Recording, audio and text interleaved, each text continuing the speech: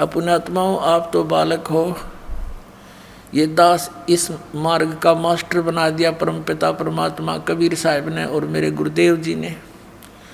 कहते हैं गुरु मेहर करे तो काग से हंस बना दे। हम तो कौवे थे, काग थे, जब तक हमें ज्ञान नहीं था। चाहे कितने ही अच्छे आदमी थे, हम नेक काम नहीं कर पावा थे, चाहते हुए भी नहीं कर सकते थे। नीत थी कि कुछ करें क्या, कुछ रास्ते का पता नहीं था। अब देखो परमात्मा के पाने के लिए इन भोली आत्माओं ने कैसे कैसे सितम सहे हैं, इन नकली गुरुओं ने कैसे जुल्म इनके साथ किए हैं। एक समय काशी शहर के अंदर इन नकली गुरुओं ने भ्रम फैला दिया कि जो काशी के अंदर शरीर छोड़ेगा, मरेगा, मृत्यु को प्राप्त होगा, वो सीधा स्वर्ग जाएगा। और साथ में ये कह दिया कि जो मगहर में मरेगा वो गधा बनेगा, क्योंकि वहाँ की भूमि को भगवान शंकर जी ने श्राप दे रखा है। और मगहर एक शहर है, मगहर एक नगर है, गोरखपुर शहर से 25 किलोमीटर दूर, और जिला बस्ती की तरफ आते हैं।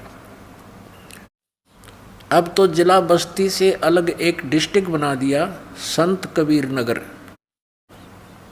मगर उस संत कबीर नगर के अंतर्गत आता है। ब्राह्मणों ने यानी गुरुओं ने ये भ्रम फैला दिया कि जो मगर मरेगा वो नरक जाएगा, गधा बनेगा। और वहाँ बह रही थी एक दरिया, आमी नदी, उसको भी भगवान शंकर ने श्राप दे दिया था, वो सूख गई थी, ऐसा उन्होंने बताया था।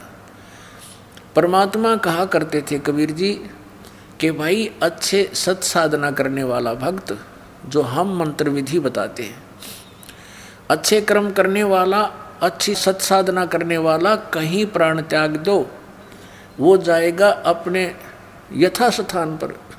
और पाप करनिया चाहे काशी में रो चाहे मगर, वो तो सीधा नरक जाएगा। ये बकवाद करते हैं, आपको मूर्ख बना रहे हैं। लेकिन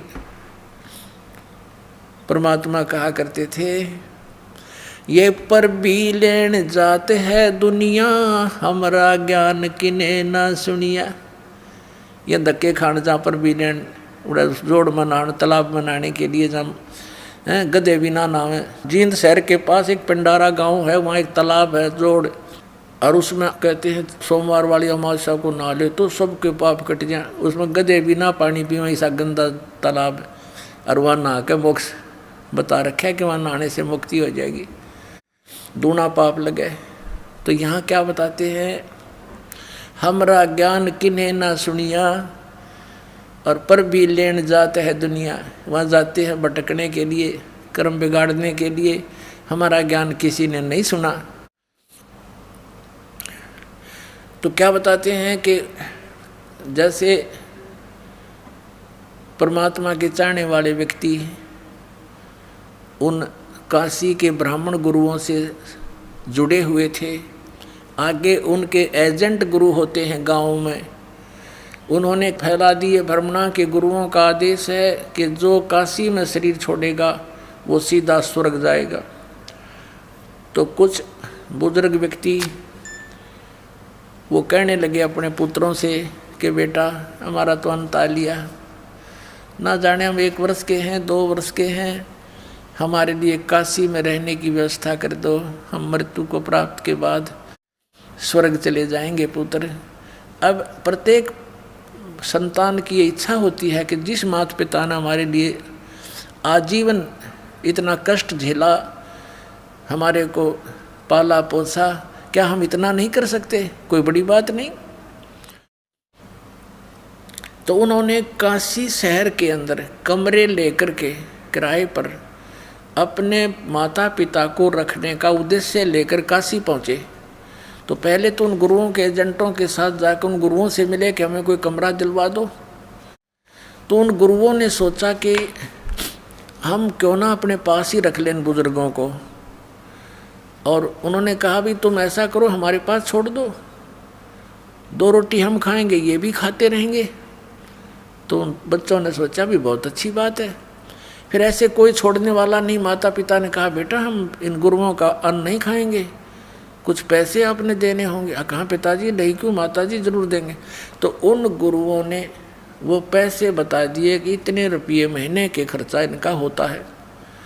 अगर 10 रुपये होते थे तो 20 रुपये बता दिए उन्होंने। 2-4 रुपये फिर दान के भी दें, क्योंकि गुरुओं के गुरु, ग्रामों के गुरु जो उनको लेकर गए थे उनके गुरु वो थे।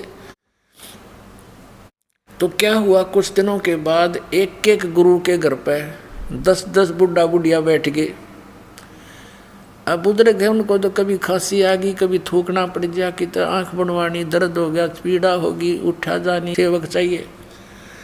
फिर उनको हो गया सिर में दर्द, क्या अच्छा काम बिगड़ा। एक बूढ़ा संभालना मुश्किल हो जाता है। वो लालचिया ने 10-10 इकट्ठे कर लिए। अब उन नालायका ने के स्कीम बनाई, एक और अफवाह फैला दी कि भगवान की तरफ से आदेश आया है। ओए होए, बताओ हमारा किस तरह इन्हें ड्रामा बना रखा, कैसा हमारा जुलूस निकाल रखा है नकली गुरुओं ने।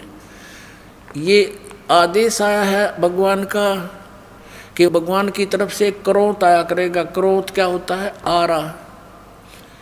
एक क्रोध तो आपने देखा होगा, आरा पहले हाथ से चलाते हैं लकड़ी काटने के लिए, ऐसे 2 जने हैंडल करते, एक इधर से एक इधर से, लंबा होता था 8-8-9-9 फुट लंबा आरा। उसके दांतरे से होते हैं, लोहे का बना हुआ पतराहा, उसके लकड़ काटते उससे आरे से। क्रोध बोलते उसको, क्रोध।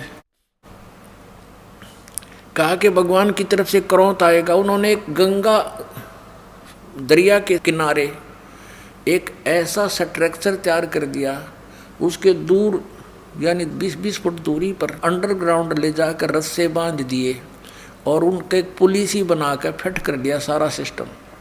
और वो अलग से जाकर के दूर बोझड़े झाड़ होते थे उनमें उसका हैंडल कर लिया, वहाँ भी गुप्त रखा। हैंडलिंग यानी उसके रस्से बांध कर वहाँ से खींच ले। वो बुजुर्ग कहने लगे बेटा हमने तो मरना ही है, और इससे आसान मौत क्या होगी। भगवान की तरफ से क्रोध आता है और कहते उस क्रोध से जो शीश कटवा लेगा वो सीधा स्वर्ग जाता है। और उसकी एक्स्ट्रा फीस रख दी। तो बच्चों ने सोचा भी ठीक है, जब माता पिता की इच्छा है तो वो फीस भी देनी शुरू कर दी और माता पिता को कटवाना शुरू कर दिया। अब वो क्या करते, ऊपर से क्रोध आता, एक स्ट्रक्चर बना रखा था आरसी, और उसके बीच में सुराख, उस सुराख में ऊपर छुप जाता वो क्रोध उधर से खींचने से, और ढीला छोड़ते नीचे और उसके रस्से थे, वो अलग से सिस्टम था। तो उसको ऐसे ऐसे कर देते 2 बार। इब गर्दन कैसी होती है प्राणी की, 2 बार करते वो कट जाता। और कभी वो हैंडल उलझ जाता, ना आता वो क्रोध, तो उसको उठा लेते थे बुजुर्ग को कि उठ लो, आपका आदेश नहीं हुआ है। फिर उनको और पक्की दस जाती रहो, ये तो बस सचमुच भगवान की तरफ से आता है। और वो रोता बैठ के बेचारा, हे भगवान मैं पापी घना हूँ, मुझे स्वीकार नहीं किया। अगले दिन उसका काम कर देते हो, तो उलझ गया था रस्सा उसका, अगले दिन वो काट दिया। तो हमने वो क्रोध लेने भी शुरू कर दिए कि ताकि परमात्मा मिल जावे। और उस क्रोध से भी बुरा काम अब कर रहे हैं ये नकली पंथों के गुरु, इन भोली आत्माओं को नष्ट कर रहे हैं, इनके जीवन को। अब क्या बताते हैं, काशी क्रोध काहे ले ही, बिना भजन नहीं ढंग रे। कहते हैं काशी में क्रोध किस लिए लेने जा रहे हो भोले आदमियों, इस सतनाम और सार नाम के भजन बिना किते ठिकाना नहीं, कोई ढंग नहीं तुम्हारा, कहीं आपको ठीक ठिकाना नहीं मिलेगा, ये गलत साधनाएं हैं। काशी करवत काहे ले ही, बिना भजन नहीं ढंग रे। कोट ग्रंथ का यही अर्थ है, करो साध सत्संग रे। करोड़ ग्रंथों का ये अर्थ है, संतों का सत्संग करो, उनका संग करो। कबीर साहब कहते हैं, राम बुलावा भेजिया, दिया कबीरा रोए। जो सुख है संत के संग में, वो बैकुंठ में न हो। बैकुंठ में तो इतनी बुरी बकवाद है, ऐसे ऊंच नीच, ऊंचे छोटे बड़े पद हैं, पोस्ट हैं, सारे नाच गाने बकवाद है, अपनी पुण्य पूंजी वहाँ नष्ट करने का एक विशेष स्थान है। वो पूंजी खत्म होते फिर नरक में फेंक देते हैं ज़बरदस्ती, जैसे यहाँ से उठा कर मार दिए जाते हैं। सब जगह ऐसे प्रोसीजर है। तो परमात्मा कहते हैं, समझाते हैं, परमात्मा हमें बताना चाहते हैं कि स्वर्ग की आस मत करना बच्चों। अपने ऊपर कहते हैं धर्मदास सुन अमर कहानी, और अपनी महिमा हमने आप बखानी। अपने बारे में जानकारी आप देनी पड़ी। हमारी महिमा से परिचित किस ब्रह्मांड में कोई प्राणी नहीं पाया। तो अपने आप ही कहते हैं कबीर, राम बुलावा भेजिया दिया कबीरा रो, यानी आपको समझाने के लिए अपने ऊपर उदाहरण दे रहे हैं भगवान। और जो सुख है साध के संग में, जो यहाँ आपका मोक्ष होगा, आपको सुख होगा, वो बैकुंठ में नहीं हो।